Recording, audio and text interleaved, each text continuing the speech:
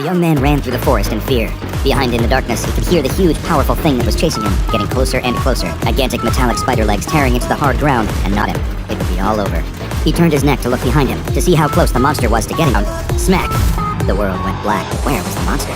He craned his neck and looked up to see... It was the monster, Choo Choo Charles. We provide the Choo Choo Charles. Was this some kind of a trick? Or a prank before he killed him? Story, a tale about how he was once a young man himself, had he not been transformed in that terrible accident. He told the story of how first his soul was ripped from his body and placed inside a new, fake body, how he had become something like a living doll. But then, through another terrible series of events, how he became the horrible creature the man now saw, a half-trained, half-spider, with a heart full of rage.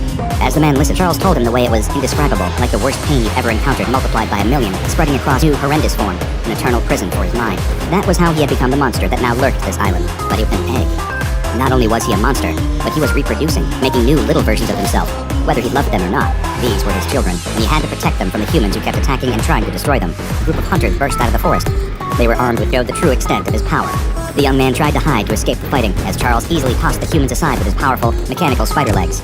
Others he charged at, barreling down on them like the train he was, crushing them against trees and rocks. Before the young man could respond, Choo Choo Charles had picked him up with one of his legs, placed him on top of his roof, told him to hold on tight, and took off into the night. They soon arrived at the entrance to a cave, the entrance to a system of tunnels below the island. This was where Choo Choo Charles hid from the humans. Charles took the young man through the winding cavern, eventually bringing him to a large open room that was full of strange, glowing eggs. These must be the eggs containing his babies. The young man thought there might be a few of them, but there were dozens, maybe even hundreds spread across the cave. These were what Choo Choo Charles was trying to protect from the humans? Not just the humans. There's something even worse. Something worse? If it was something even Choo Choo Charles was afraid of, then it must be truly frightening. From the safety of his subterranean lair, Choo Choo Charles continued with his story. He told the young man about the history he had learned about the island from his tutor, that the island of Aranirum had people living on it long before the miners ever arrived.